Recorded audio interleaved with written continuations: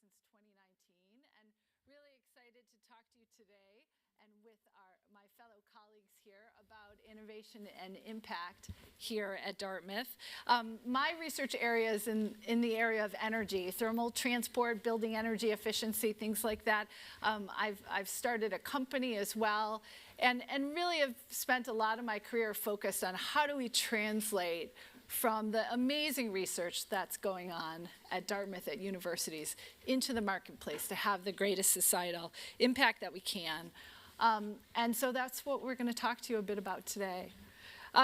So I have three wonderful panelists sitting here that I will introduce in a moment. But really wanted to kind of set the stage even more. This topic really couldn't be more timely, right? We're facing global, unprecedented challenges. But what's great is that there's also unprecedented innovation that's going on across so many different areas in engineering, in medicine, in science, in business, and in the arts. And with that innovation comes the problem solving that we really rely on as humans, right? To make sure that we're doing whatever we can to make the world a better place. Certainly, there's a lot of technological shifts that are going on. Everyone's talking about AI these days, generative AI in the classroom, in society, automation as well. With all of these enablers and with all of the breakthroughs that are happening, certainly many opportunities are in front of us. Really to have that important positive impact that we are so concerned with here at Dartmouth.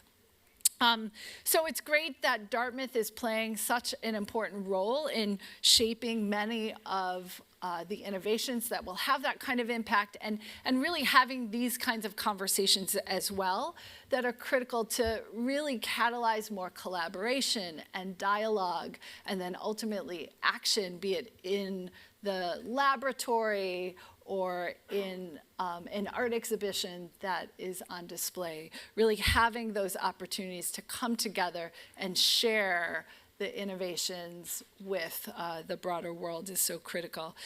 We have a unique ecosystem here at Dartmouth that really does catalyze innovation in a very differentiated way. And that attracts the best and the brightest faculty and students who are really interested in having that kind of impact and participating in that innovation ecosystem. So innovation and impact are also an important part of President Beilock's picture of Dartmouth's future.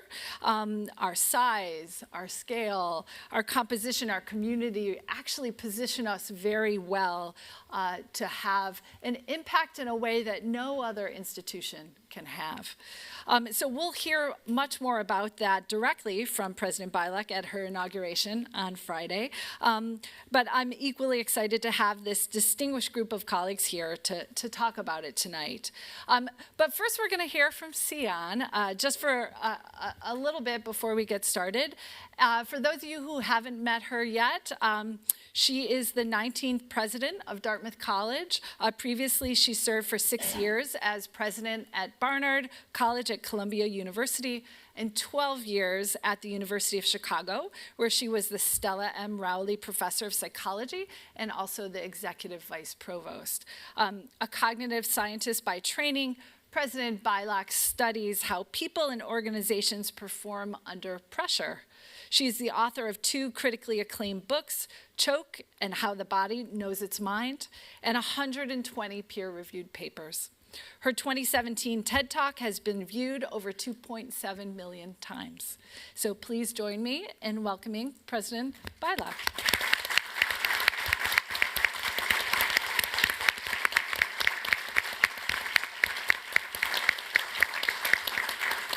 Thank you, Alexis. It's wonderful to be here, and thank you to all of our panelists. And it's so wonderful to kick this off on the eve of my inauguration. This is a special panel to hear from some of our esteemed faculty about the work that Dartmouth does, really translating ideas into impact.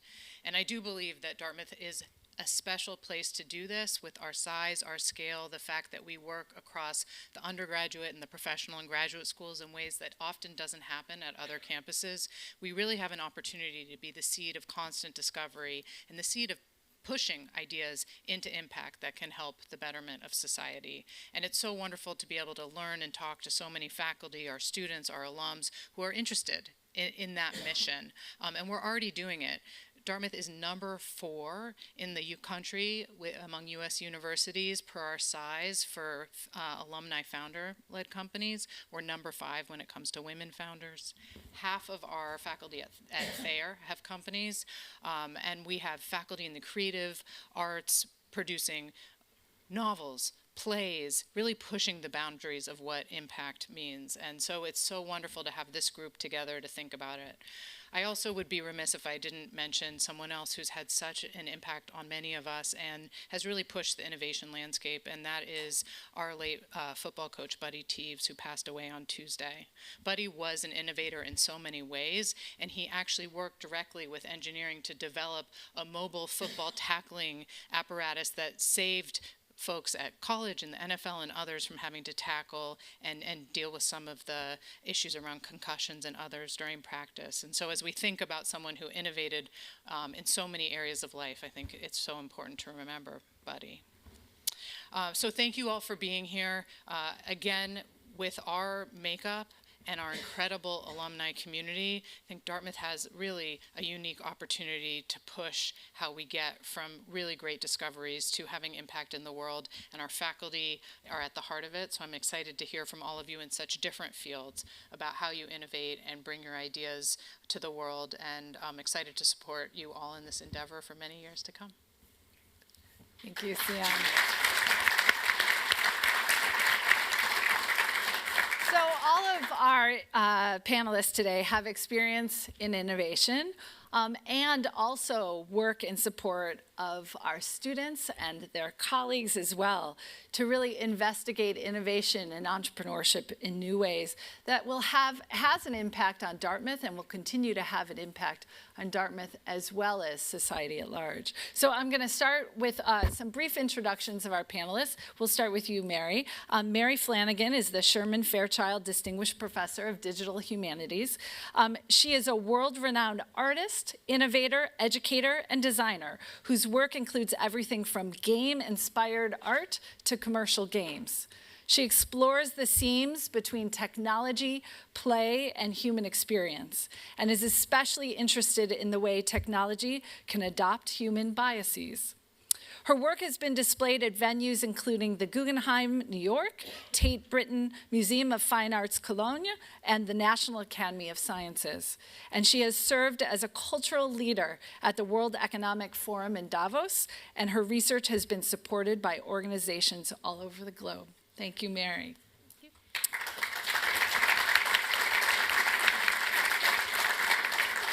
you. Next is Tilman Gerngross, Professor of Engineering.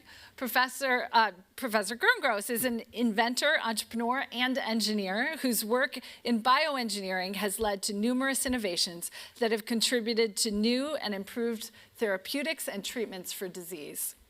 Since joining the Dartmouth faculty in 1998, he has founded multiple companies that have had significant impact on the global biotechnology industry.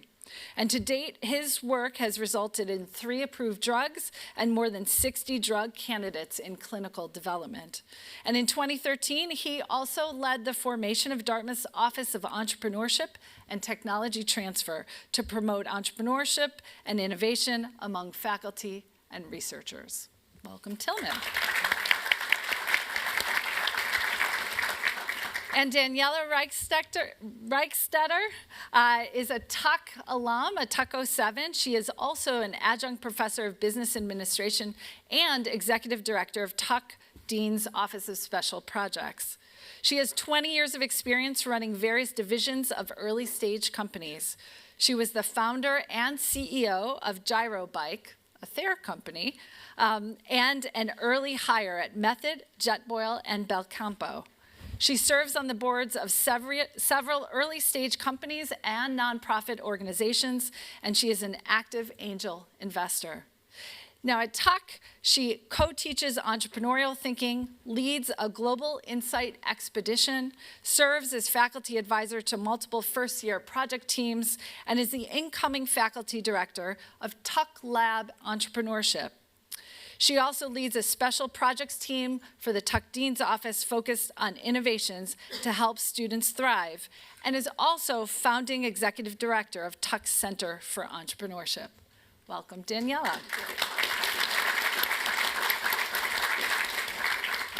All right, so we're gonna start off talking about, we've been talking a lot about innovation. We've used that word probably 38 times at this point thus far. So what does innovation really mean to you? And in what ways would you qualify your work, your different work, as innovative? And if you can, include some examples from your own work. What does innovation mean to you? So, Mary, do you want to start us off? All right. So yeah, what does innovation mean to me? I think it means, for me, it's a fundamental, the fundamental essence of innovation starts by asking questions. And it starts by saying, how is this working? How is this not working? Why is it like this? Why couldn't it be like this? So that inquiring mind ends up leading us down these very bizarre paths, in my case anyway, to thinking about, well, so for example, in my work, I do a lot of work with social impact games. Well, we know a lot about all the dangers of video games and all the criticisms of video games, but what is the power of video games and how could they be used to do good? So that's some of the ways in which I start my inquiry, and I ask maybe the opposite question than the critical discourse in order to move forward and then start research projects. How can we make a pro-social game? What about a game that encourages recycling? What would that look like, and can you measure it? And those are the kind of ways that just in the game space alone, I would answer this particular question about innovation. So you're thinking about the end there and what kind of impact can I have, and letting that drive the path of innovation. That's correct. That's correct. What kind of impact, the impact-led thinking. Right, that's great. Good. Tillman, how would you answer that question? What does innovation mean to you? I mean, I would go back to work done in the 70s by a fellow named Peter Drucker, who's sort of the father of organizational management. And it's not just because he's a fellow Austrian, but he articulated it in a way that I thought was kind of useful to me, at least. And his definition of innovation is it's the act that endows a resource with a new potential to create wealth. And while I think wealth is a little limited, perhaps, because I think impact would be a better word, but again, this was in the 70s, so still I think a very useful framework as I see it. So in my case, I'll give you two examples. My first company that I started shortly after arriving here, well, I should say first, you can go to the co-op and you can buy a little cube of yeast for about 75 cents. And you can go home and bake your bread. And what we did in this first company that I mentioned, Glycofy, that I started in 2000, we took that yeast and we engineered it so it could make very complex human glycoproteins that are of great interest as drugs. And so we enabled making something that you couldn't really make before, with an exquisite control over the composition by engineering this yeast. So you could buy the yeast for 75 cents at the co-op. Merck paid $400 million for buying this company because they wanted that capability. So that's endowing the yeast with an ability to create wealth, in this case for the founders and the investors. So that's example one. Example two, when after Merck bought the company, I started a second company called Adimab. In that case, we taught yeast how to recapitulate, if you will, a synthetic immune system. In other words, a system where the yeast makes antibodies like humans do, and we've all got a crash course on immunology and antibodies over the past 2 years, thanks to a global pandemic.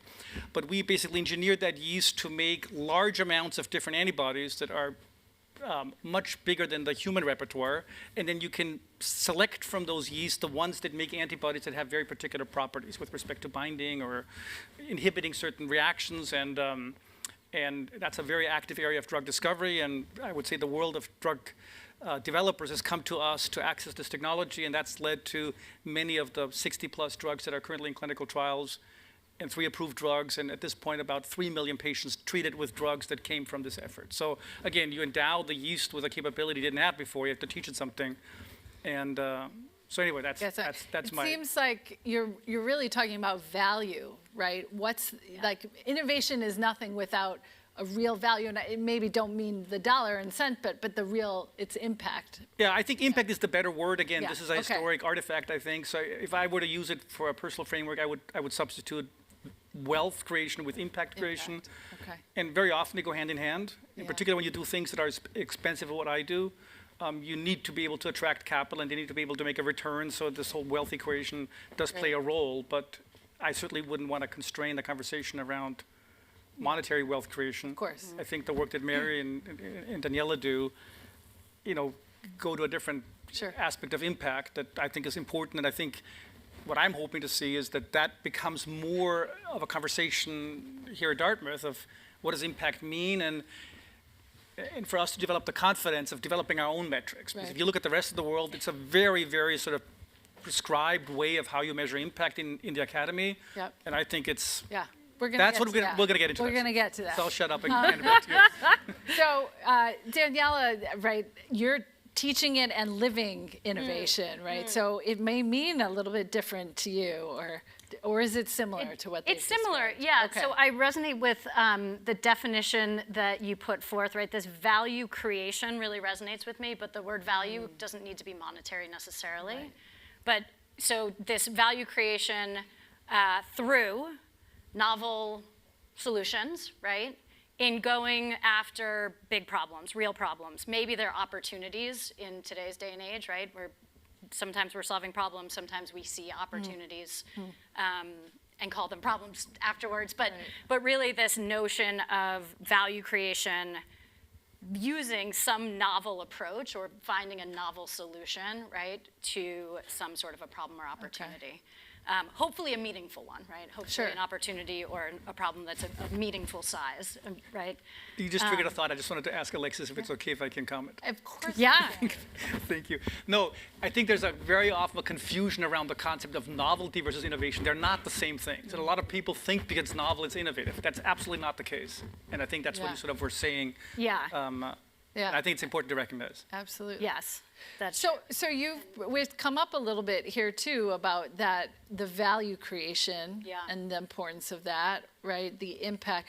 So and you brought up the measuring of that. So how do you measure impact in the work that you've done, or in when you're teaching to students, right? How do Yeah. they always have a great idea, right? And how do they, right?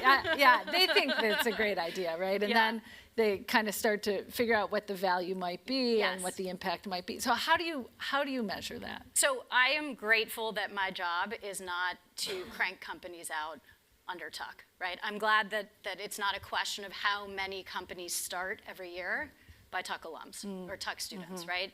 It's one of the things that we think about. It's a metric, but some of the frameworks that we're teaching, right? How to have a discussion with a stranger who has a different viewpoint from you, right? Which is called customer discovery in my world, but is, it's a fundamental life skill, right? Those are things that sometimes are challenging, right? You ask MBAs to go get creative and curious about the problem they're solving and go talk to strangers. That can be really challenging, but there can be a lot to learn there, right? And so while, yes, we're excited about the companies that do get started while they're here or get started right after students leave Tuck, I like to think about sort of what number of students have exposure to entrepreneurial principles, to various concepts that they can apply, not just entrepreneurship, but to other programs, courses, jobs, et cetera, nonprofit work, whatever it is out in the world. So the number of students and how effective Tuck might be at translating sort of those learnings into those brains so that they then take that knowledge and go and make the world a better place. Yeah, and I think there's a balance in academia, right, and certainly in the MBA of kind of the research-based approach and then the applied learning, and how do you kind of strike that balance? And I think that that's something we're trying to do every day, right? Yeah. I come from the practitioner side. I was hired to kind of put applied learning into place in various places around entrepreneurship at Tuck. And that works really well paired with Ron Adner's research, for example, right? Where he's looking at, the ecosystem view of entrepreneurship, for example, from a research perspective. Great.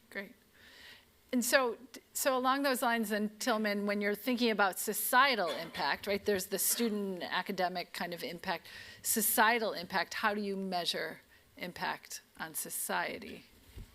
I mean, for me, that's relatively easy, and in our discussions, I mean, I can see, like, for Mary, that's a much more complicated question because it's much more difficult to quantify in her situation. In my case, at some point in my career, and I don't know when it was, I realized if I want to be a bioengineer, I got to point to someone that is being helped by what I do other than having published papers and someone citing those papers. And once I made that transition, I think that became the metric. And so for me, it is how many patients are treated based on things that wouldn't exist had it not been for my work. It's a high standard because it takes 15, 20 years to develop drugs, so you got to be my age to be able to point to something. And that's why I use that metric, because I love it, because you can get rid of the young riffraff that I'm joking. But all I'm saying is that's a high standard, and again, now that I'm in my late 50s, that's something I care about. Yeah. And again, I cannot tell you the excitement when you run a clinical trial and you actually see the data coming back, and all of a sudden you see, like, this really did something. And you can just do the numbers and see, well, all of a sudden 3 million people are treated with these drugs, and you know what the impact is, and that's very rewarding. Yeah. So that's how I measure the impact. I don't do bioengineering, but I feel like I was thinking, okay, what kind of metrics would I use in my field? And because I do work on building efficiency, right, we actually do look at, if we developed this technology and it were implemented in all the buildings in the world, like better windows or a better cooling system, how much carbon would it save? So we can measure the impact by that. We also look at, and how much does it cost, right, to save that carbon, of course, but you can measure it in a variety of different ways. I think that gets lost sometimes. People focus too much on the innovation and less on that impact. But now, Mary, as Tillman pointed out, right, a little different for you. How do you like to measure impact, or how do people in your field, in the arts, I'm giving you a lot of responsibility here, measure a lot of impact? Arts. I'm going to talk about the two hats that I wear and how I measure things differently, but then also maybe then generalize a little bit to other disciplines, since I'm the arts and sciences faculty member. So in my game design research, when I'm doing games that change minds, that lower biases, and this kind of thing, I actually do social science experiments where I have different kinds of measures, where I'll have a pre-test, post-test, or I'll have an experimental design. I work with postdocs in social psychology, and we actually try to see if there's a change in measurement or belief, and then try to figure out what design principles led to that, so that we can actually describe it to other people so that they could use it in their own work, perhaps even the game industry. So in that way, it's a kind of a think tank kind of exploration. But some of those games have been commercialized, and so therefore I'm selling interventions that are pro-social, and people buy them. Now, they don't know that often. So it's a very different kind of way of measuring things. So you can measure sales, you can measure just the data, you can share the data. So it's incrementally going out into the world in different ways, right? So that's a different kinds of impact. But then when you get to arts, like exhibitions or installations, you could say, well, the Baltimore Museum of Art has 250,000 people go through every year, and they will touch your object. If it's an interactive sculpture, for example, which is what I'm making right now, so I'm having to think about 250,000 hands a year touching the thing. So okay, 250,000, so that's a scale. I'm not measuring their heart rate to see if they are excited about my art, or even if they were excited, they could also be angry about my art. So impact in the arts is an interesting question. It's also a question in the humanities. How do we measure the value of literature, right? How do we measure these things? Philosophy, what's the value of philosophy? It's like, and maybe that's something a liberal arts institution could think about valuing, because if value is so tied to measurement, then we need to measure differently. Right. And we need to reframe these kinds of things, right? So I think it's a very exciting time, because it certainly isn't, well, let's read Macbeth and then take a survey on whether you are more open-minded. Maybe. There are social scientists doing this kind of research and narrative and stuff, but maybe there are other things that we're not measuring, right? Maybe there are other things that we kind of assumed through the history of higher education and being civilized society and everything, that those were important things. And maybe we have to figure out ways that those important things can actually take their place among all these other important things that we can measure. I think it's extremely interesting because I think the metrics and agreeing on the metrics is so important, and you can just see from this exchange how different they may be. And humans are lazy. And when it comes to metrics in the academy, we're just really lazy, right? It's like, how many people cited your paper? Like, that doesn't really mean that much at the end of the day, right? And you can fudge those numbers and pump them up in certain ways. So I think if we want to really stand out and do things differently, having a robust conversation around that and how it may be applied differently in different departments, I think would serve us extremely well. I think that's a great point. And so let's talk about that a little bit more from the university standpoint, right? How could we be creating an ecosystem at universities, right? What's the role of universities and their ecosystems in supporting innovation, in making sure that the impact is having on society is a positive, that we're thinking about unintended consequences, right, as well. What is the role of universities in innovation and impact? Yeah. Oh, that's a good one. Yeah. Question. I think maybe we all have to Go ask for that it. question privately.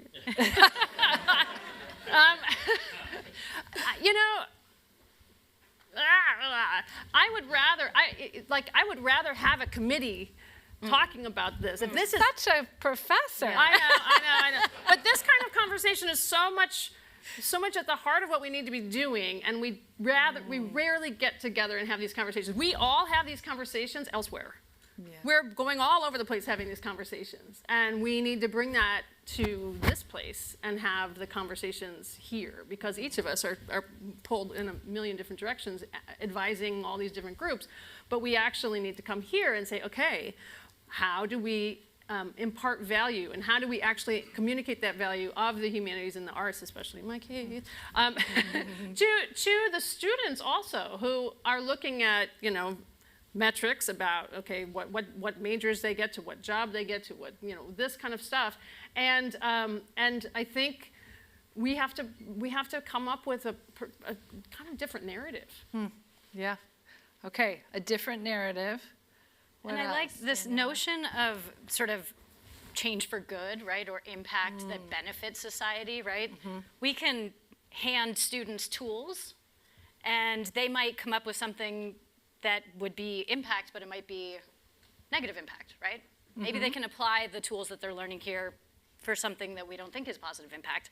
And so this notion of bringing different people, different perspectives, different voices around the table, right? That universities are well equipped to, and maybe uniquely so, to set up, that kind of help with the guardrails on some of that stuff, I think could be really, one way to do it, right? Good. Okay. Especially since the Got the moratorium on student. AI, for example, didn't, I Yes. mean, we have some urgent crises, Yeah. a lot of them. And so we need to have humanists in the room. Yeah. Humanists. Supporting the students to figure that all out, right, and to have the positive impact they need to have. Tillman, along those lines, I think about the entrepreneurial path you've taken as a professor and as a founder. What's the role then of universities in helping promote entrepreneurship and actually spinning out, right? I guess it's companies or technologies that get licensed, something that has it. What's the role of the university in that piece of the puzzle? Well, I mean, I would just really call out Dartmouth for its very different approach. I've had nothing but deans that were very supportive in general. Thank you. They sort of got the idea, you in particular, that bought into the idea that impact can have different dimensions, and it's not that you don't have to do the stuff that is expected of a standard faculty, but they were able to value it, and I felt I was given degrees of freedom that none of my colleagues at MIT or Harvard have, and that helped. And that's And do you think that's what all universities should be doing, or? leave it to I think certain we're in the ones to impact do? business. And if we don't realize we're in the impact business, I think we're missing the boat. And so let's have the conversation of what that impact ought to be. But I think we already touched upon many of the things that I think are worthy of a discussion. Yeah, yeah, And they don't fit into this traditional framework that we've had, in my opinion, right. where it's, it's limited to certain outlets that are valued and others that aren't. I mean, I'd much rather touch a life through a drug that saves a person than have another publication. So right. should that count or not? I mean, it's I think, a conversation worth having. So in terms of what Dartmouth has done to support you, you said sort of having a culture, supportive leadership around to say, yes, you should absolutely do that. I think it's interesting, it goes deeper because we think of Dartmouth as the institution, but the institution goes beyond. There are many alums, in particular Dartmouth alums, that are very active in the capital allocation business, otherwise known as private equity and venture capital. They know this world extremely well. In my case, they've been extremely helpful in refining my ideas, sharpening them, and then ultimately funding them. And they did all super well, so I'm not worried about that piece. But that helped, and I think it's a real asset that we have.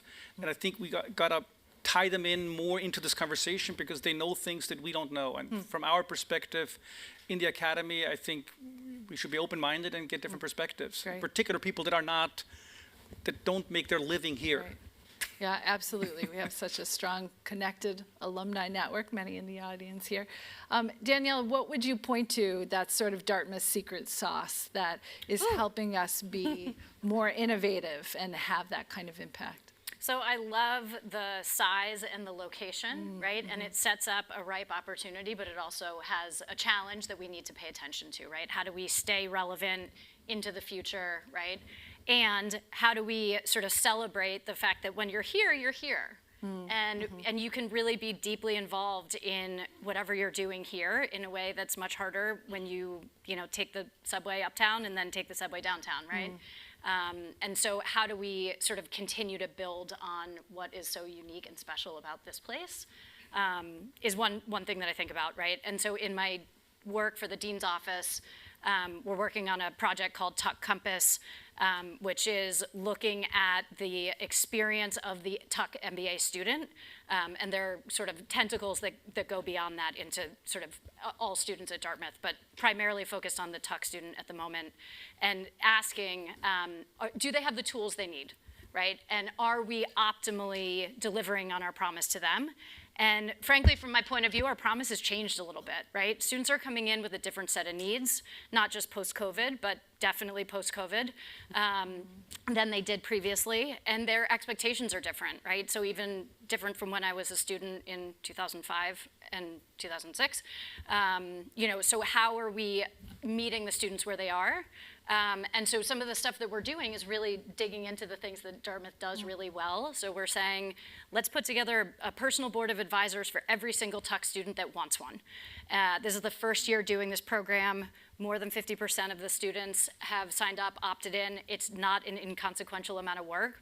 And they're into it. They love the idea that we help co-create and kind of co-invest in their outcomes, right? It's largely, the work that we're doing with them is largely focused on their personal development and sort of some of these things that are a little bit broader than academics and get a job, right? And how do we sort of widen the aperture, consider the whole human? And I think that's something that's very sort of Dartmouth specific, right? And it's our engaged alums that say, yes, I want to be on a board of a student, or maybe 4 or 5, right? We have alums that are on 4 or 5 boards because that's how many they wanted to be on. Wow. And it really, it's an example of a program that kind of ties all of our strengths into. It's very innovative. Thank you. In engineering too, right, Sion mentioned that 50% of our faculty have started companies, and a lot of that has to do with what Tillman was talking about, sort of this culture. But it's great that we have the Magnuson Center for Entrepreneurship now and the new Engineering Computer Science Center, and so the programming is right there, particularly for our students who are really interested in entrepreneurship. So we're right there connected to them. We also have an emphasis on design at Dartmouth, the design initiative at Dartmouth. We've got co-director Korsunski over here too, that is really interested in institutionally wide thinking about design in new ways so that we can have even greater impact. So lots going on, certainly. And Mary, any other good examples? Way back when I started thinking, oh, these games could be sold to people as interventions, I researched all over the place of like, okay, maybe I could fund my students to go through Dartmouth and create this loop where the games fund the students working in the lab. And people are like, just start a company. So the entrepreneurship is welcome in a lot of different areas. But if you think about it, we don't often talk about the arts as entrepreneurial. But filmmakers fundraise for their films, and artists have to go find galleries, and there's a whole. So everyone's working in a way where they're discovering opportunities and pursuing them. So I think expanding that conversation across the college, we're at a scale we can do that. Right. You couldn't do that at Carnegie Mellon. No. You couldn't do it at XYZ. It reminds me of the magic that happens at the intersections, right? And that it's hard to do that at big institutions, and we're nimble and we're collegial and we love to collaborate with each other. And so I had heard there's a music and entrepreneurship class. What an amazing thing to explore those two things together, and what a better place, there's not a better place to do it at than Dartmouth. So yeah, great. Well, I think we're gonna open it up to questions from the audience. We've got an eager question asker over here. I think we have mics that will, just so I think we are streaming, so we do want you on a mic so that people online can hear. Maybe, are we getting up, or are we gonna? Okay. Can we just hand it around? We're pretty, is that okay? Is that okay? Okay. Thank you. Appreciate it. David Dietz, co-class president of the class of 1978. Thank you so much for this wonderful presentation. So honored to be here for this inauguration. So this question maybe is directed to Tillman, and that is, the real world here. You've got a last year person either at Dartmouth or at Tuck, and they say, there's good news and bad news. The good news is I got my job offer from Merck. The bad news is I so love Tillman's story about playing around with yeast, finding a company, and making $400 million. What should I do? I think you answered the question. I mean, you go and make the $400 million. I mean, look, I think it's interesting that how that job market has changed over the past 10, 20 years. It used to be that people went to pharma because it was a stable job. I mean, those days are over. Things get closed, opened because of acquisitions. It's just not, that is no longer the draw and the competition that I see. I think talented, smart people want to be in environments that nurture their creativity and their competence and their excitement around science, and that's so much easier to create in a small entity and then building from there than creating that at a Merck. So I just feel I have no issue like in terms of talent attraction. I think it's way easier to do that in small companies and building it than building up a whole new division within Merck and all the constraints around HR and what computers to use. I mean, that just will bury you quick. So I don't know if that's what you're asking, but I'm sure their parents will be very happy with your answer. Joe Dempsey from the class of '83. I'll make it easy. We're all going to ask questions and just move it that way. I was curious if you could talk a little bit more about on the tech transfer side. You mentioned for faculty and researchers. Can you also talk about how it benefits students and applies to students and also to the college? I know that we ended up getting some money from COVID-19 or the delivery mechanisms there. Can you talk about what kind of impact that's having for the college financially? Yeah, I'll leave that last question to President Beilock at a future forum. I think we're still having those discussions. Obviously, there's a lot that we should be strategic about, right, in thinking about that and thinking about where it came from and thinking about how we can have the greatest impact. So those conversations are ongoing, and I'm sure you will hear about any decisions made around that soon. In terms of the tech transfer and student ownership, so in large part, our undergraduate students own their IP. So they're in Engines 21, Introduction to Engineering. By the way, all undergraduate students can take that class. And they invent something, and they say, you know, right, this is going to change the world. They can go directly to the Magnuson Center for Entrepreneurship. They can either engage in sort of formal kind of workshops that Magnuson Center offers, or they can get kind of direct mentoring, right, about what do I do next, right? How do I start a company? You know, which path should I take, right? They can get that mentoring. They can get more direct advice, legal advice even. They can think about, do I patent this? And so they have access to that. Largely how we run it is through Magnuson Center.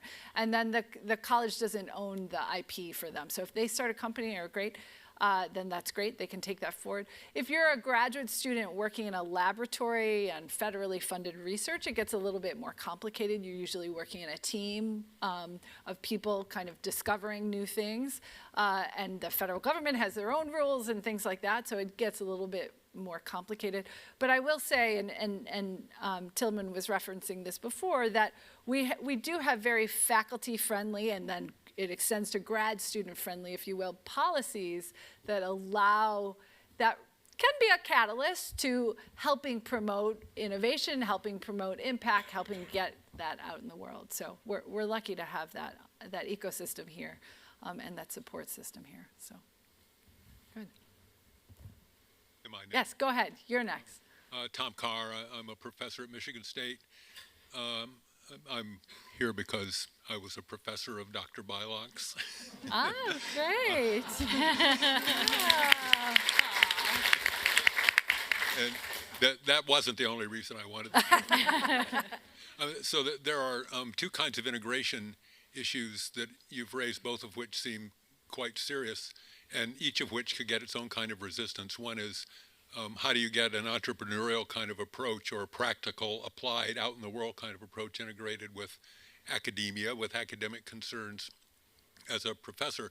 The other is, how do you integrate those kinds of issues, which are often mainly pursued at the graduate level with an undergraduate education, and get kids at school to participate in this same kind of expansion of the way to think about the world.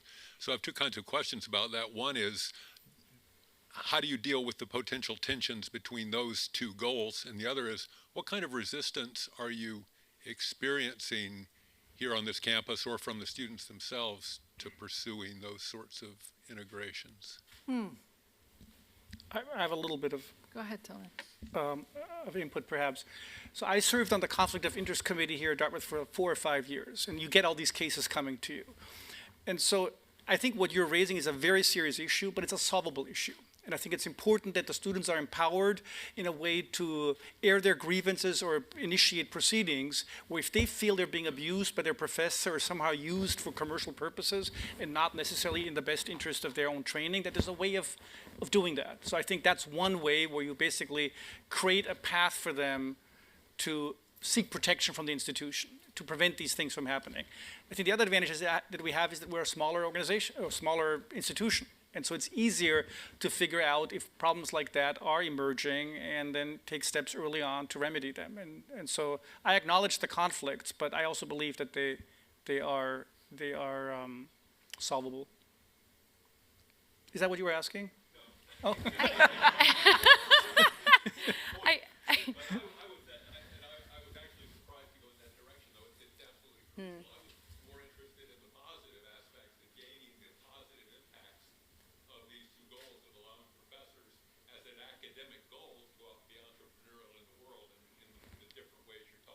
Oh. But also giving undergraduates the chance to get involved in those same kinds of activities in the same way that graduate students often do in other institutions. I see. Do I get a second chance to answer the question? Yeah, I guess I have a perspective on this from the graduate side, because we do a lot with the undergrads, right? We do a lot with the Magnuson Center. And I don't know that I think about it as being in conflict as much as I think of it as having multiple layers of opportunities, right? So if an undergraduate student, like the one that was just profiled, right? They come up with something in their Engines 21 class. They go to the Magnuson Center. Maybe they get some free advisory work. They get a patent, right? What do they do now, right? They might find themselves presenting in a room like this to Tuck students looking for a team to match with. And in some cases, those end up being co-founders. In fact, in a lot of cases, if ventures leave the doors of Dartmouth when they're started by an undergrad, often there are people from different places around Dartmouth that end up sort of being on the founding team with them from different places, right? And so I don't know if I see it as much as of a conflict, right? They're taking what they're learning in the classroom, research-based, excellent teaching, and they're applying those things to a new venture or to the idea around a new venture or a problem they want to solve. I actually see them more going hand in hand, right? And I feel really like Dartmouth does a great job of trying to support that being hand in hand instead of attention. But that's my perspective. I don't know, you may have a different one. Right. I do think it's an opportunity for arts and sciences because we don't have necessarily in different majors that same connection to entrepreneurial senses. Yeah. So it's a place to look at and say, well, what does that translate into for this kind of practice or for this kind of inquiry? Yeah. I think that's a good point too, because entrepreneurship doesn't always have to be a technology in the marketplace, right? And well, of course, and having an impact on society, as you were describing, Mary, is just so critical for so many reasons, right? In social entrepreneurship, our students tend to, many of them gravitate towards social entrepreneurship, which can mean a lot of different things. I mean, it really could mean finding better ways to get food to people who need that food, to help with economic development in parts of the world, right? And that also is a really important part of how we integrate in. So yeah, go ahead, question. So my name is Julie, and I'm not a Dartmouth alum, but certainly a big fan. And I'm going to build on this last question, but it's a slightly different angle. So careers are so increasingly nonlinear. So for example, I founded my company at age 54. And would never have predicted when I was in my 20s getting an MBA that I was going to do that. And I think the pandemic accelerated that. So we saw just an incredible pace of business destruction, business creation, new opportunities coming out of nowhere. And it makes me think, as someone who cares a lot about higher ed, what do we do for the students and maybe even for our alums who don't necessarily know that they are going to end up in an entrepreneurial role at some point along their journey, but the skills that they need to do that are so different than the ones we think about delivering in college, right? I learned that founding a company, and it really struck me how I'm using things I never would have thought I would have used. So how do we create those skills and opportunities for students who are not necessarily clear that they're going to need those later, or even interested in that path, knowing that somewhere along their journey, those will likely to come into place somewhere? And maybe even alums who need to come back and get that help. I just wonder if that's something we could do more with. I have a perspective, but You do? yeah, Jump in. yeah. Go for it. Agreed, and to the point that I made earlier, and I think I saw Jamie Coughlin, I don't know where he went. I think the Magnuson Center would say the same thing. If we are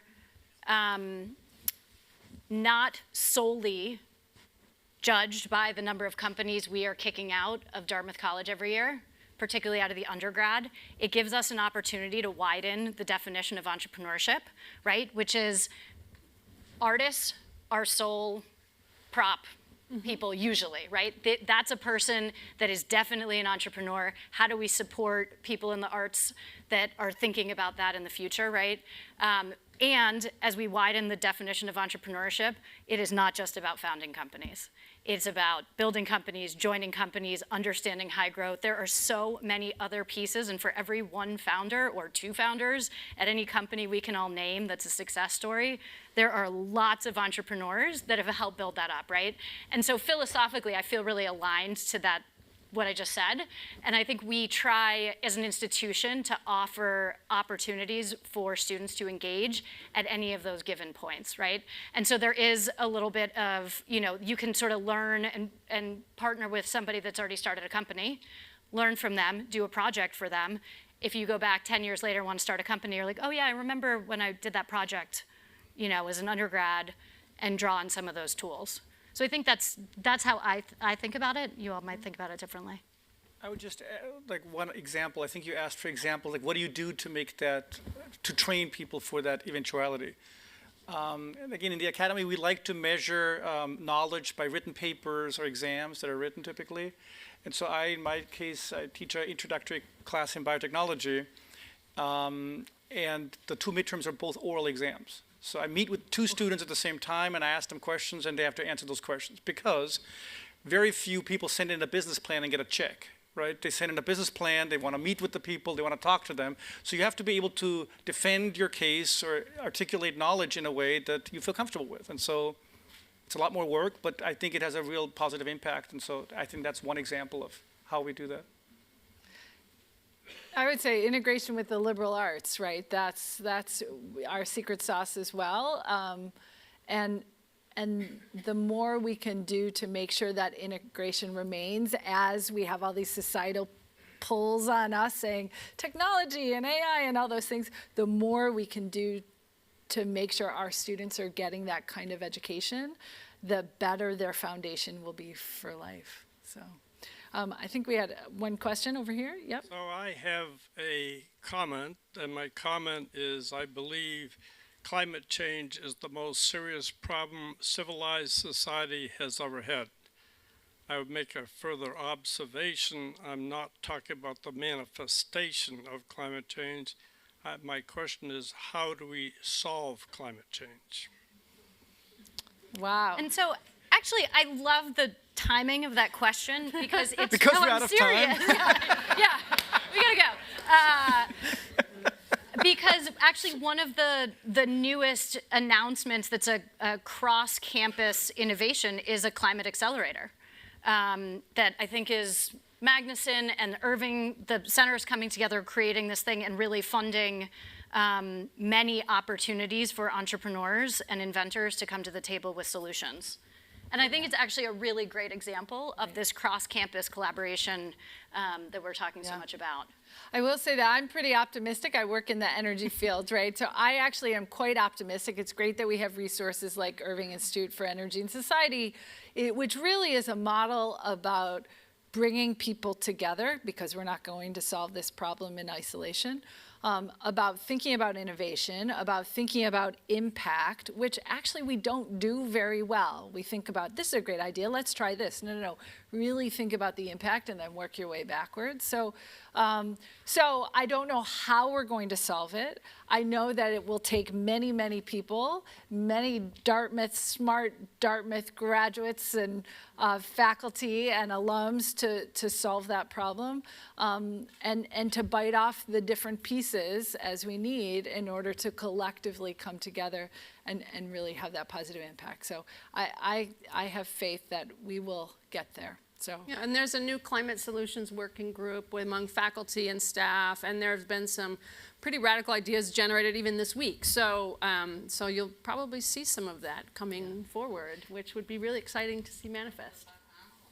And I think that to that point too, it's how we're approaching the problem is different also. The questions that we're asking, Dyad's helping out with that, like taking a more design thinking approach to take a real innovative look at this problem that everybody is facing and everybody's trying to solve, but we need to solve it maybe from a more innovative angle. So it's great to see that's happening.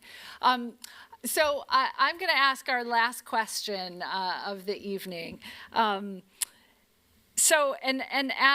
you for the question on climate change, and I do mean it when I say that I'm optimistic. There are many daunting challenges that the world is facing, but I'm optimistic that through a Dartmouth model, through some very engaged members of the world, that we can drive innovation and help uncover those solutions to those daunting problems to benefit society.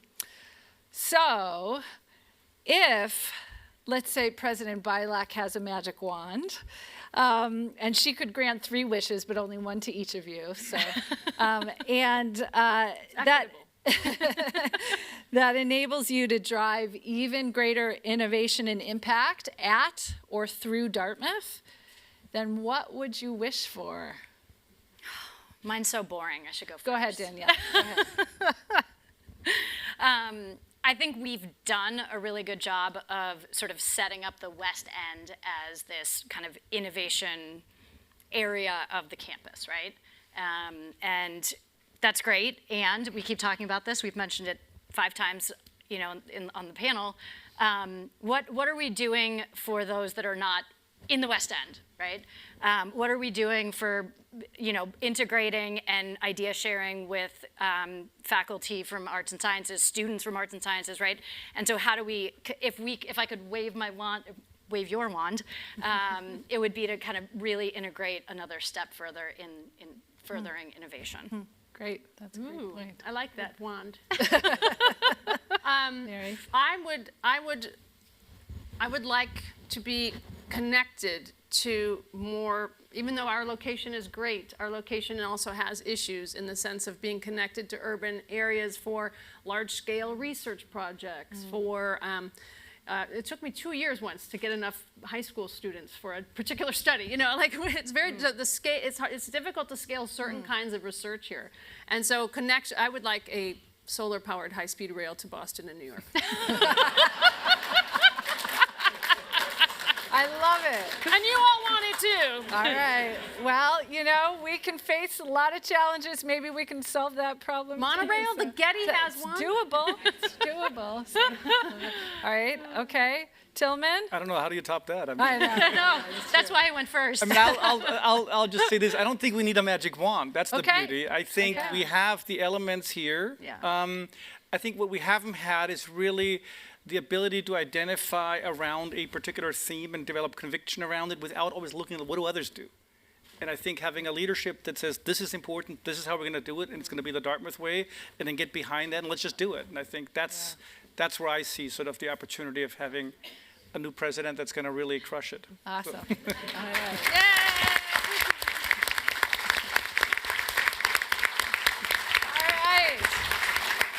Well, I want to thank our panelists for joining us for a really engaging conversation this evening. It was great to have you engaged in these important conversations, and thank you to our audience for joining us and asking such great questions as well. And look forward to seeing you at the other inauguration festivities that are going on campus. So enjoy. Have a good night. Thank you, moderator.